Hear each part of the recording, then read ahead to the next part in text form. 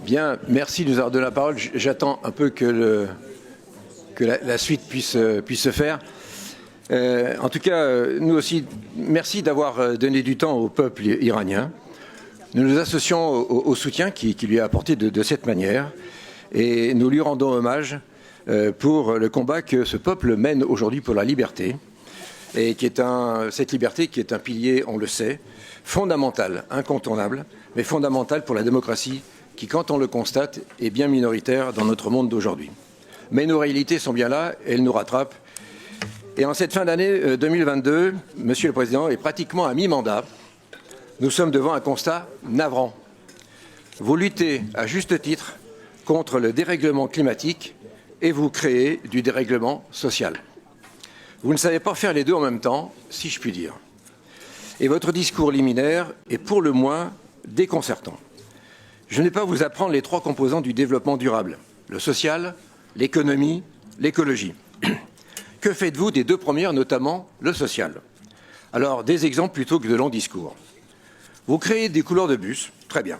C'est certainement la meilleure des mesures à court terme avec les mobilités actives pour favoriser, accélérer la diminution de voitures. Mais quand les couleurs de bus sont prêts, alors que nous vous demandons logiquement d'accélérer les cadences de passage des bus, nous entendons une réponse surréaliste.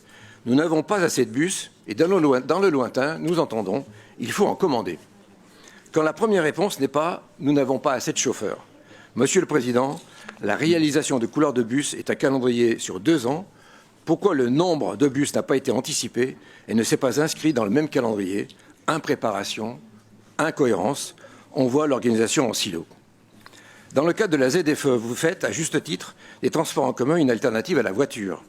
Et l'on sait combien cette décision de ZFE impacte sévèrement les classes moyennes et populaires dès l'année prochaine, dans 1 mois.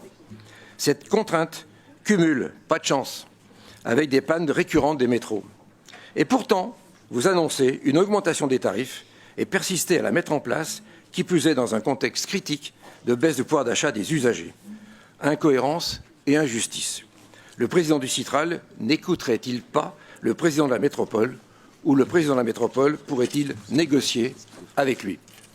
Les parkings relais ferment ou ne sont pas agrandis, hormis pour des places réservées aux vélos, très bien, éventuellement aux 2 roues motorisées qui sont souvent oubliées.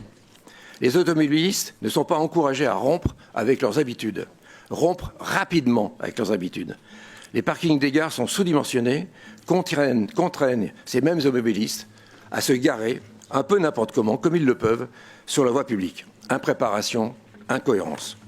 Quant à l'agence des mobilités placée au centre-ville, c'est au centre de la ville-centre. Pourquoi les maisons de la métropole ne sont pas, dès aujourd'hui, des relais d'information et très vite des relais conseils pour les aides, changement de véhicule, acquisition de vélos, rénovation de bâtiments, etc. Ces maisons qui devraient être la maison ou la métropole en proximité reçoivent partout dans la métropole de nombreux habitants chaque jour, notamment ceux qui sont impactés par la ZFE. Impréparation, perte d'efficacité du service public.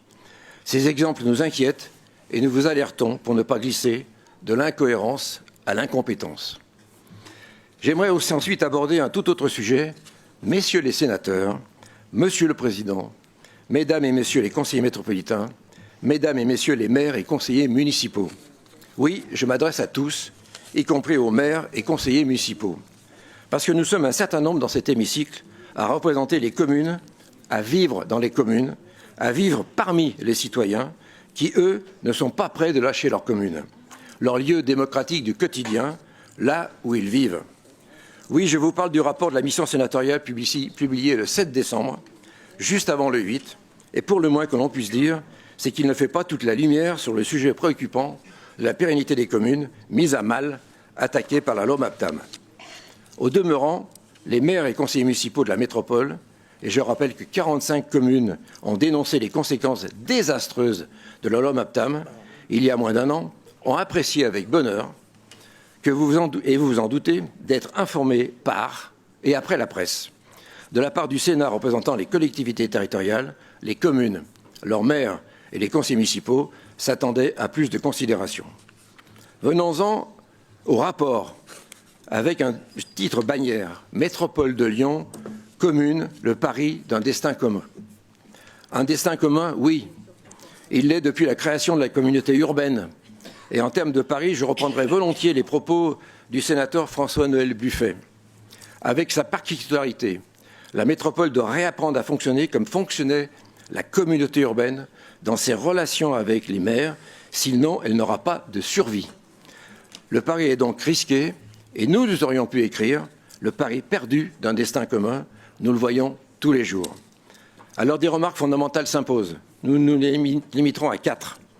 Le rapport ne résout en rien et ne résout rien la difficulté fondamentale, vitale. Les communes, par leur maire, ne participent pas au pouvoir délibératif au sein du Conseil métropolitain et sont mises à l'écart, une nouvelle fois, des décisions de la métropole et en premier lieu sur les politiques publiques que cette même métropole veut appliquer dans les mêmes communes. C'est une rupture coupable avec les communes.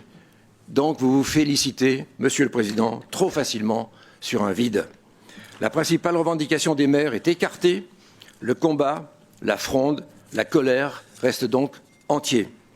Et elle trouve ses racines en 2013, contrairement aux propos hâtifs et scandaleux de M. Plérin-Millet, alors que nous partageons bien des analyses sur la loi MAPTAM, nous tenons les documents de 2013, 2014 et 2015 à disposition. Alors au retour de balancier, ou comme un retour d'équilibre savant, nous apprenons qu'il convient, je cite, d'assouplir la possibilité ouverte aux communes de sortir de la métropole. Eh bien, si c'est une ouverture, si je puis dire, elle est intéressante. Il ne s'agit pas d'assouplir, mais de créer les conditions de sortie totalement absentes de la loi MAPTAM, tant celle-ci avait cadenassé les communes. Alors chiche, les communes pourront faire ainsi des choix fondamentaux en toute responsabilité et liberté retrouvée, rester ou partir. Au passage, Monsieur le Président, je vous trouve bien arrogant quand vous déclarez dans la presse que les maires qui ne sont pas au Conseil métropolitain s'en portent très bien. C'est faux. Vous n'entendez que ceux de votre majorité ou les effets de cour bien connus. Et je vous trouve bien imprudent, mal informé par votre entourage de déclarer que vous n'avez aucun problème avec l'ensemble des communes situées autour de la métropole. Bonnes relations, bons usages, mais aucune, je dis bien aucune, ne veut entrer ou adhérer à la métropole. Faisons le lien ici avec les propositions sur les conférences territoriales des maires. Le renforcement de leurs prérogatives et de leurs moyens personnels et budgets dédiés, nous l'avions étudié et la voie toute tracée pour constituer des bastions, politisés ou non, qui peuvent et le feront se retourner ou non contre le pouvoir central qu'est la métropole. Si l'on veut que les CTM soient, je cite, des acteurs déconcentrés et j'ajoute respectés des politiques publiques conduites par la métropole, il y aura cependant nécessairement une limite et donc un choix de cohésion au sein de la métropole qui vont très vite apparaître. Nous aurions aimé une analyse plus fine et plus sérieuse des conséquences d'une telle proposition. Nous espérons la trouver dans le rapport complet. Enfin, le rapport aborde le statut et le rôle des conseillers métropolitains et l'on se heurte à cette double légitimité qui a été créée, celle du conseiller métropolitain et celle du maire qui en appelle à toutes deux au suffrage universel comme investiture suprême des citoyens. La persistance de cette double légitimité sous cette forme débouchera immanquablement sur des rapports de force ou de suprématie et l'on en voit d'ailleurs les premières tentatives. La tentation des conseillers métropolitains de votre majorité à l'encontre des maires étant bien présente, c'est nous qui décidons et c'est vous qui appliquez.